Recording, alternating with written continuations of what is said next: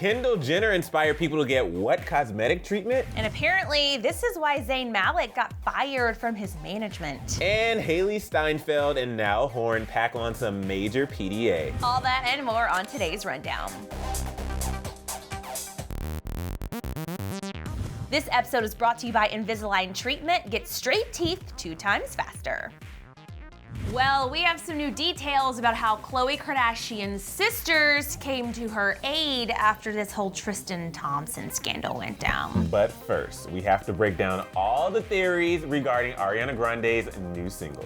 So Ariana originally hinted at new music through a series of cryptic tweets. Her first was a simple teardrop emoji, which was followed by a tweet of the words, quote, "missed you." Finally, she tweeted out the words, "no tears left to cry" upside down, along with the date April 20th. Now, of course, with her epic Twitter announcement came a slew of fan theories about what exactly No Tears Left to Cry will be about. One fan tweeted, quote, "I feel like No Tears Left to Cry will be about having something so terrible happen it turns your world upside down. Hence the upside down writing on the sweaters and Ari's upside down Instagram stories." Now, Ari, her mom, and her brother Frankie have all been spotted wearing sweaters with the words "No Tears Left to Cry" written upside down on them, which is what tipped off fans that new Ari music was coming in the first place. Now, still, the sweaters don't exactly give us much context as to what the song itself will be about, but a number of fans believe the song will be about the Manchester terrorist attack and its aftermath. One fan suggested that the upside down picture of a rainbow Ari posted to her Instagram stories hints at this, tweeting, quote, "There is a rainbow, it connects with the song Somewhere Over the Rainbow that she performed at One Love Manchester, so hypothetically, No Tears Left to Cry is about Manchester." But by far, one of the wildest theories is that the song is going to somehow relate to Stranger Things. So Ari's an open stand of the 80s inspired show, and she did title the song Upside Down. So, even though it sounds ridiculous, it's not the craziest theory in the world. One fan tweeted, quote, "Ariana Grande is a Stranger Things stan. She's obsessed with the upside down, LMAO." While another wrote, quote, "By the way, can you explain from where did you come up with the upside down idea? Are we living in the Stranger Things world, sister?" It's probably unlikely, but if Ariana did write a whole song about the upside down from Stranger Things, it would be the greatest pop culture mashup of all time. What do you think the song's about, Erin? Well, luckily we don't have to wait too long to find out because the song drops on Friday, which is exciting news going into the weekend. I think if I were Ariana, having gone through all that she has gone through in the last year, I think that this song probably will have something to do with Manchester. I think that was probably one of the hardest, most pivotal moments in her career. And I think when something that big happens to you, I think your first move afterwards is writing a song about that. So I would not be surprised. I actually hope that there is a song specifically about that, and I hope that she does some sort of like charity campaign. I know she already did the concert series for charity for that cause, but I would love to see her do that. I mean, what else could it be about? You know, we don't even know. We haven't even really seen anything from her recently. We really haven't, but it makes me so happy that she's back. She's literally one of my favorite performers, and if it really is a song about Manchester, granted, the Stranger Things, that would be cool, but I think that if it's about Manchester, it would have so much more of an impact. I agree.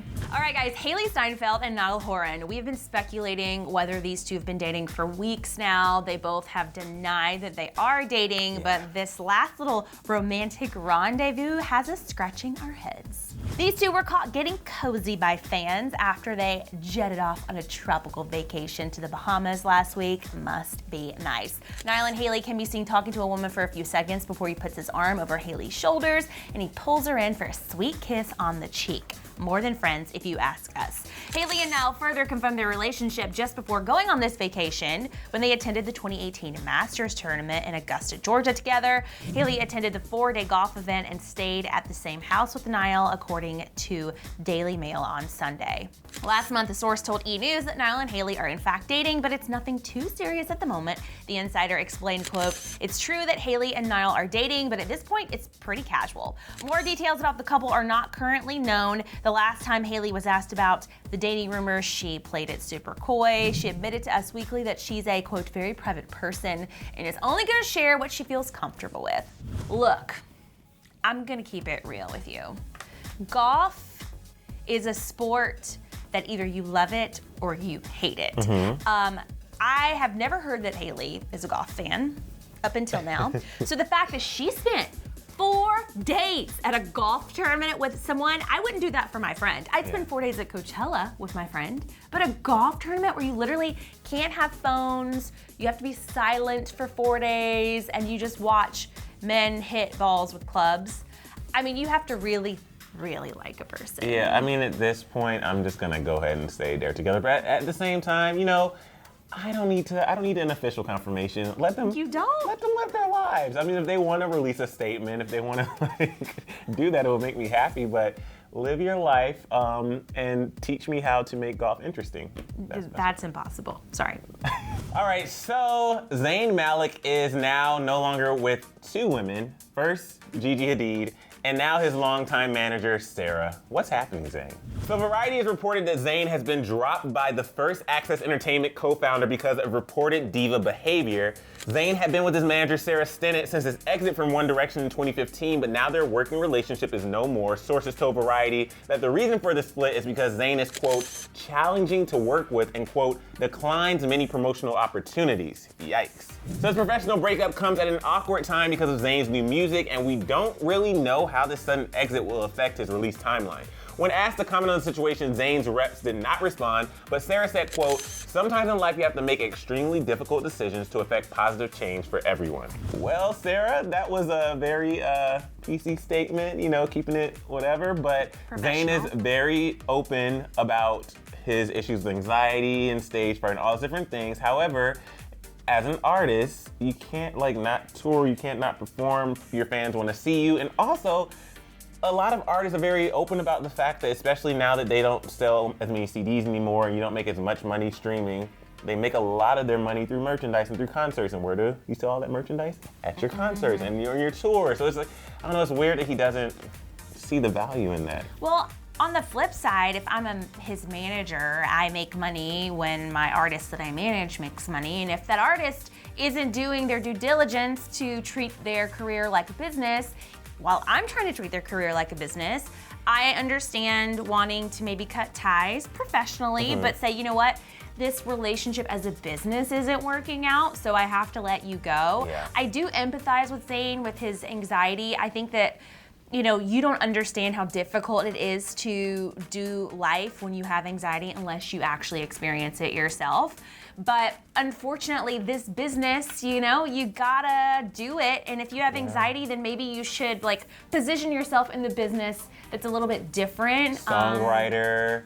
Producer. I mean, or just you know, put out music, but maybe not have a manager to do other things if you're not gonna feel comfortable doing those things. It is kind of it's a rat race and it's a dog-eat-dog industry, and you gotta be able to compete as a business, unfortunately. In news that I just never thought I would ever talk about on this show, Kendall Jenner is apparently inspiring an entire group of our community to go get nipple injections. So apparently there's a new plastic surgery trend happening out there called nipple injections, everyone.